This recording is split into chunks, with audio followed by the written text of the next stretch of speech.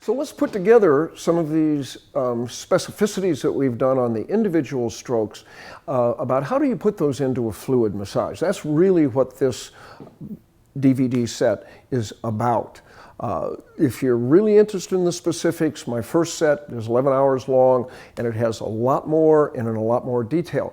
What I see is the problems of people putting this together and trying to do too much and spending 45 minutes out of an hour massage on the back because they're trying to work in all these strokes. The real skill is to evaluate what needs to be done on this body, do that. When you're doing a nice stroke and everything's melting like butter, then move on. Make every stroke count.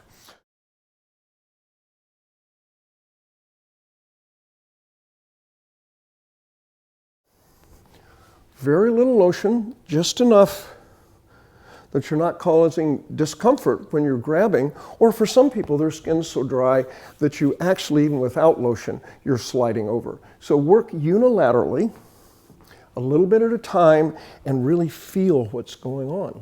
Sink in with your body weight, feel as you're spreading this around, cross over body segments. Don't just draw a line at the back. Feel what's going on, follow down, take these strokes, see how the shoulder girdle comes down. Take a nice little shake, feel how it is, and yet do something. Don't just shake and leave this arm. If she's got a holding pattern, let's hold it a little bit.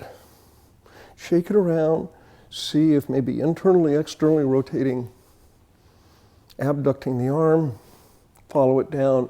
You've taken 3 or 4 more seconds and you've actually done something following through to the fingers, and you've got a nice integrative stroke here.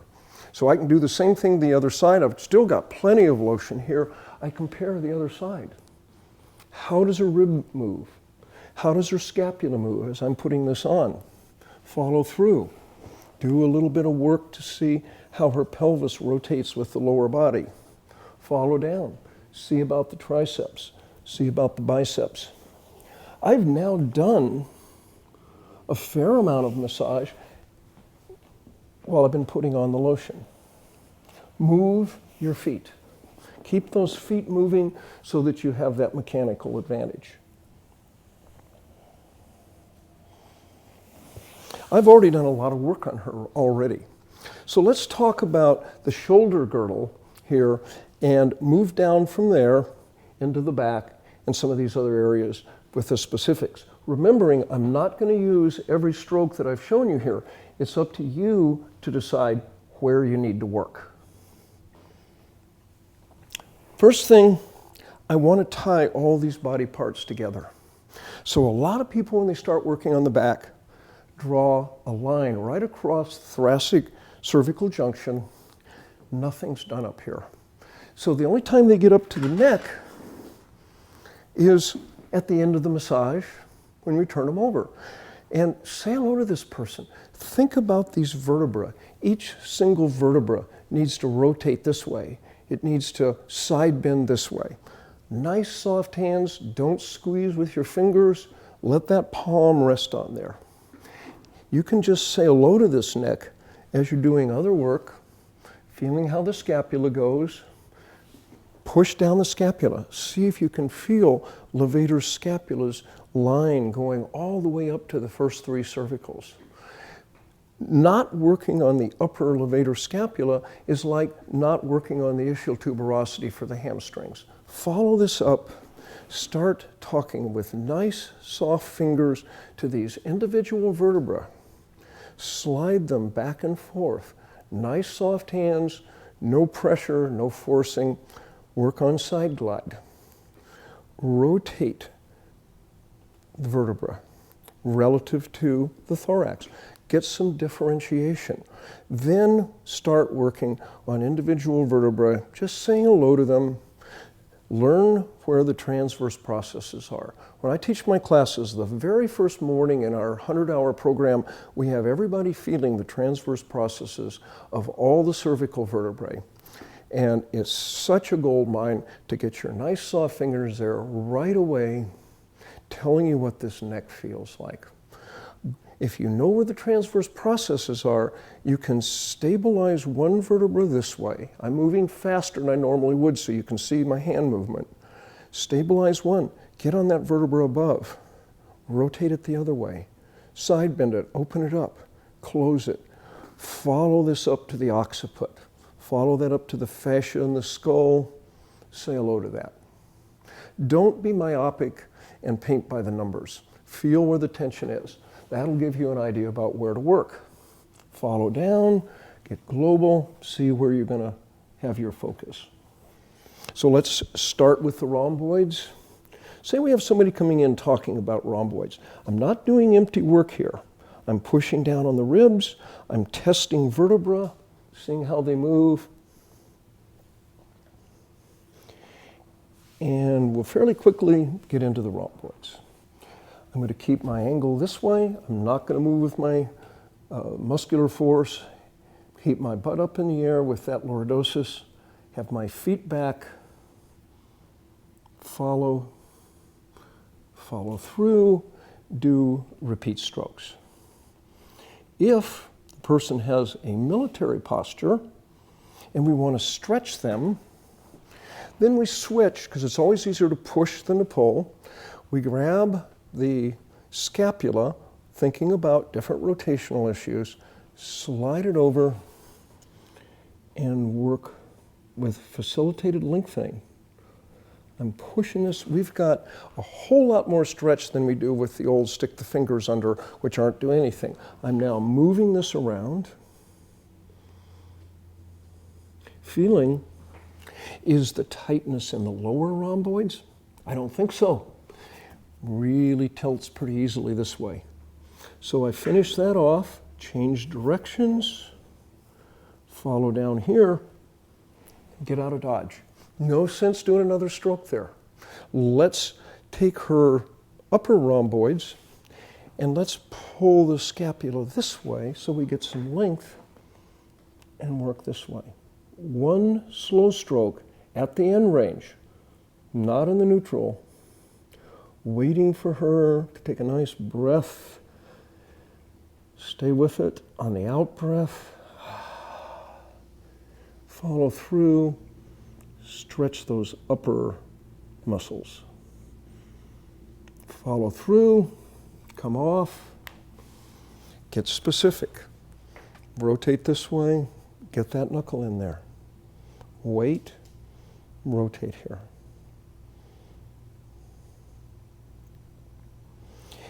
If she's limited in internal rotation, then I'm going to be moving her arm up, which is moving her into internal rotation.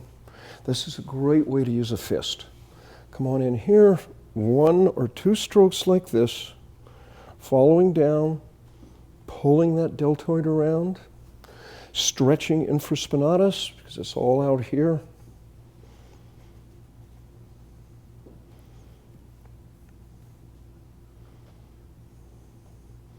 Don't do repeat strokes unless you need to.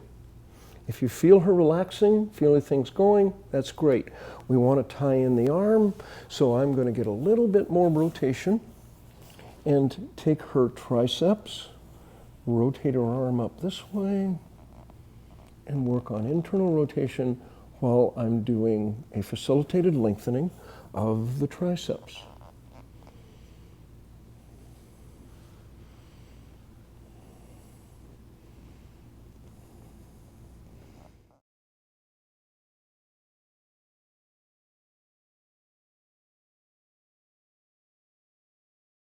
But let's talk to the pelvis here. Move down, even if you're over the drape. Do some work on the gluteals. How do those gluteals feel? How much time am I going to need? Notice that I'm extending myself with my whole body, so I still have the advantage of gravity here. I'm supporting myself with this hand, but I'm also doing strokes with this hand. Now, as I've mentioned, K is more restricted, and a lot of your people will be, on the lateral scapula.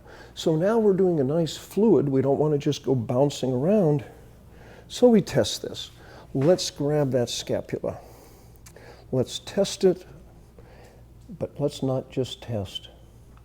I'm now pushing off my feet. I'm not using my arms. And I'm moving it this way, tilting it that way. A little different from the way I demonstrated. If I feel she needs some more, I move around, move her arm up this way, come back in with an elbow,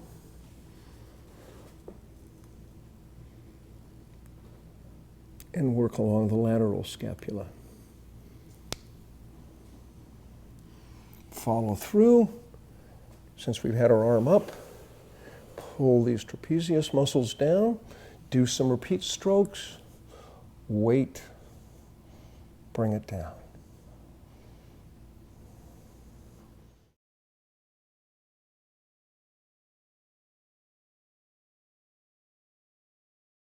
To stretch quadratus, come back in here, anchor down, feel what you need to do on quadratus.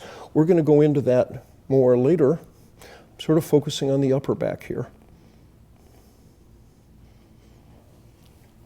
Grab this pelvis, pull it down, pull back with your own body, follow through.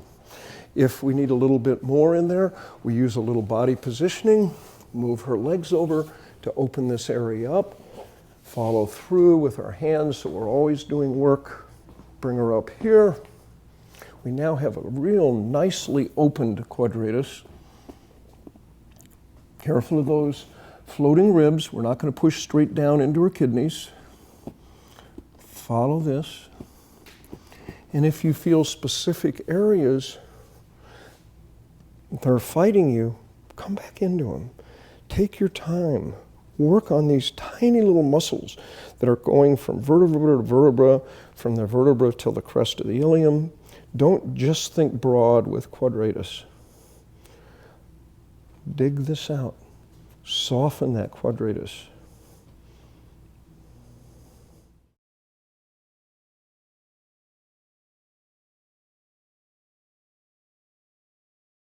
So let's talk a little bit about the erectors. They're coming up here, and we're going to talk side lying, where we can really put them in a nice stretch, but most people really like having the erectors worked on. The big thing that people do is they just do these repeat strokes over it.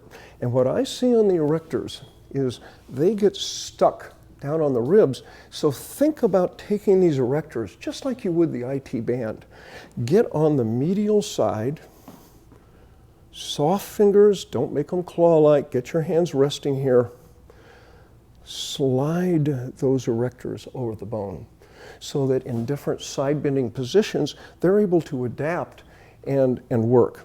So I could do the exact same thing on the other side, but my body being away.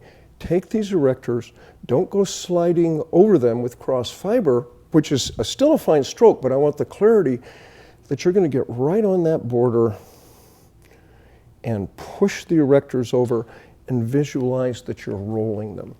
This is the way you'll get those erectors to relax.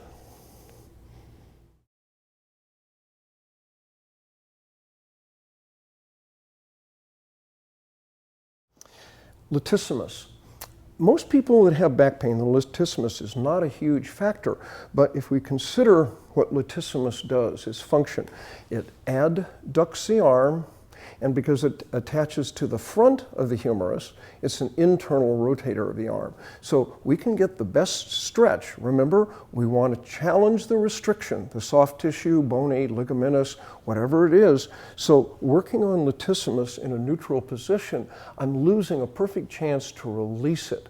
So it used to be I'd see the weightlifters that the latissimus was so tight they're pulled into this internal rotation or like this. It's not going to do much good to work in the neutral. If I take her arm up here, I'm now externally rotating latissimus. I'm stretching it, and it goes all the way down here. And I look at the focus, and the origin of the latissimus is down here. I can go right back to this sacral fascia, lumbosacral fascia, and I can put a great stretch on latissimus. When you feel certain areas, get a little different angle, push with your body, follow that all the way up where it curves in. Okay? You can see this nice length that this accomplishes there.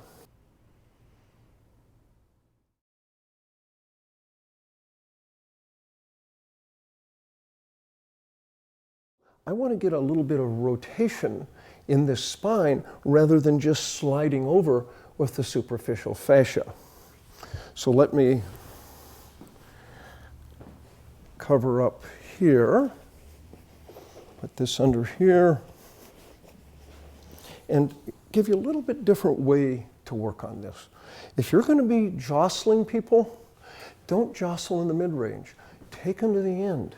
See what pushes you. Is something grabbing here? Is something bunching there?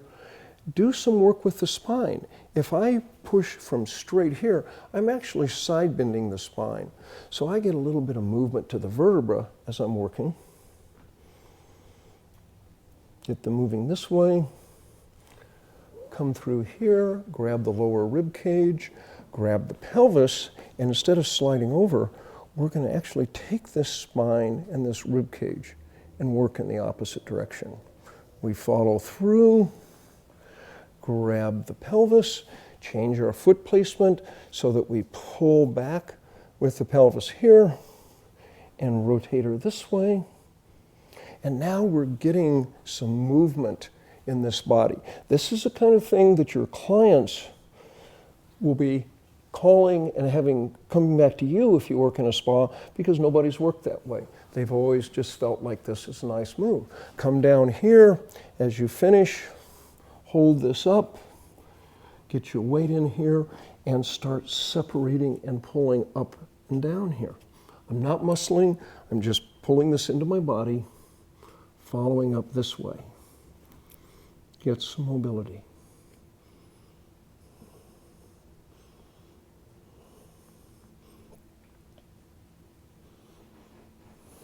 Once you've done something like that, of course, you're going to go to the other side, but you might spend less time. You might find that she has a bias for the pelvis to go back on one side and the ribs in another, and it might be just the opposite on the other. Find out where the restriction is and work that way.